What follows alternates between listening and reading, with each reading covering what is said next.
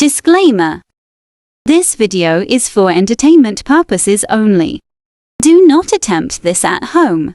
Vitiated how to will not be responsible because you decided to be a cheap ass and not hire a professional. On with the show.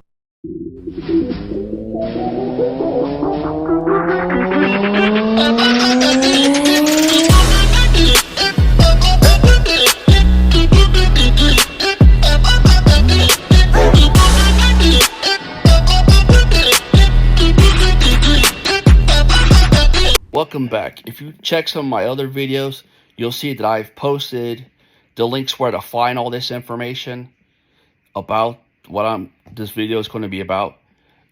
Here in the past couple years, or here lately in the past couple months, it has gotten insanely ridiculous the amount of people that are videoing people in the gym and causing problems with it, saying they're doing this, saying they're doing that, and all this other stuff.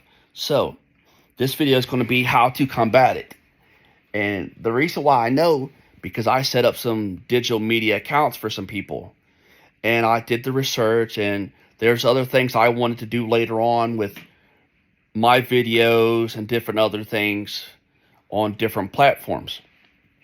And what I've learned is, and you can go check this out, you can fact check it for all I care, but I'm telling you, there's something called the Digital Media Copyright Act that was originally created because some guy was one of the most prolific people that would go into a movie theater with a video camera and copy the movie. This guy was good. I mean, he would have, this was back in my day when all this started, he would have the newest video or the newest movie out. I mean, it would be online. As soon as it came out somewhere, he'd have it online, whether it was on Napster or LimeWire or BearShare or The Bay or wherever. He had it on there. He was the man when it comes to that. So the United States government and Hollywood said, well, we're going to fix that. And they did. And they come up with the Digital Media Copyright Act. Okay, that's that. So you didn't give them permission to film you, and you're in that video anyway. So that's part of your video now because you're in it. Whether they say that the person filming it has copyright, what the hell is it? Not prevalence, but more copyright legality than you do. You don't, because you're in the video. Now, if they edit your image out of the video, as long as you didn't say nothing, they get away with it. But as soon as you open your mouth and say something, now your voice is on there. So then that's still also your image and your likeness. And there's a form that they have to get signed. All these influencers, well, all the creators, some of the influencers ain't got no clue unless they're on different social medias. But TikTok really hasn't enforced it until somebody starts saying something. Then they'll start enforcing it. Like the fans website does and the Hub website does. They enforce it like crazy. Because you got to have the person in the video. You got to have the camera person's documentation of them signing their rights away. You got to have, if somebody says something and they're not in the video, but you hear their voice, they have to fill out this document. The document is called 2257 document.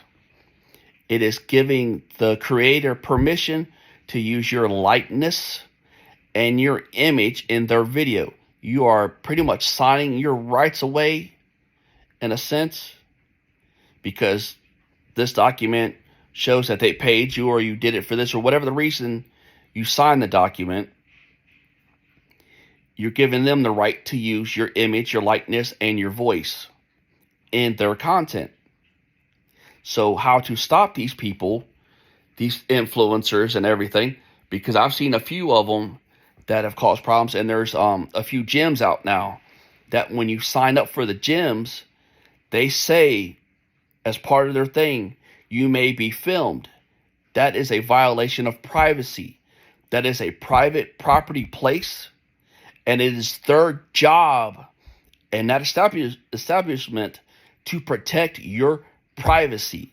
And if they are not protecting your privacy, they are violating the law. That is a fact. Go look that up too while you're at it.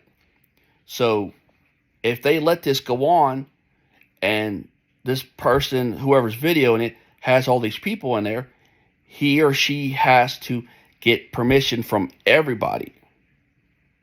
And with that documentation, the document 2257, they have to have a copy of your driver's license and all your information, your personal information. So here's what you do.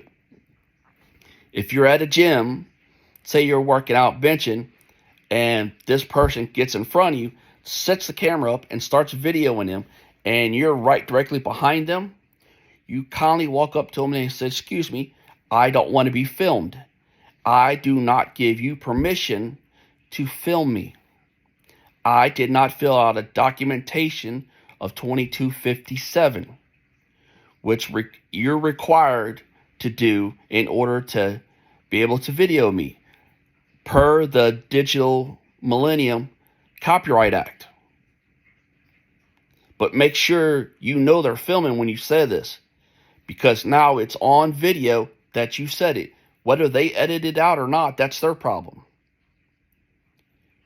Because you said it.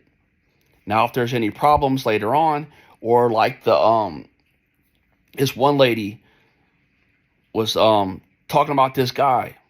They went off on this guy saying, oh, how he was staring at her and this and that and this and that. Dude was blind. The fucking dude was blind. He couldn't see shit. But yet it was okay for her to go tell somebody and create the problems with this man or this other guy that was working out. And you could see the guy in the video was working out, not looking at this female, but she blasted him on TikTok, blasted him on Facebook. That's a defamation of character to me. I mean, you could see it right there. But again, per the Digital Millennium Copyright Act, he did not give her permission to video him. He did not sign the document 2257. So therefore, because she made money off of that on her channel and her TikTok with her ads and everything, so she made money off of it. So with that being done, that opened her to a lawsuit to where all the funds that she made through that video, he would get half of it because he's in the video. He can legally get a lawyer and do it. I'm not a lawyer, and it's not really legal advice, but I'm telling you, if you look it up and research it and go talk to a lawyer, they will tell you what I just said to be true. So there's that. There's the legal notification. And at the beginning of this video is my notification of what it's for. So, yes, I cover my ass legally too, because I know the rules of this shit. So, with that being said, we need to combat these people of doing this. It's not just guys, it's women too. And then you got these other people that will specifically go out and cause problems just so they can get video content and stir up some shit. So this needs to be stopped. Like the Waffle House incident. There's one thing being a legal journalist, because a journalist can't be censored too much. But now an influencer can. There's a big difference between the influencer and a journalist. Same thing with their channels and their social media accounts. Interesting how shit works, ain't it? They want to play games? I'm teaching you how to fight back. Thanks for stopping by.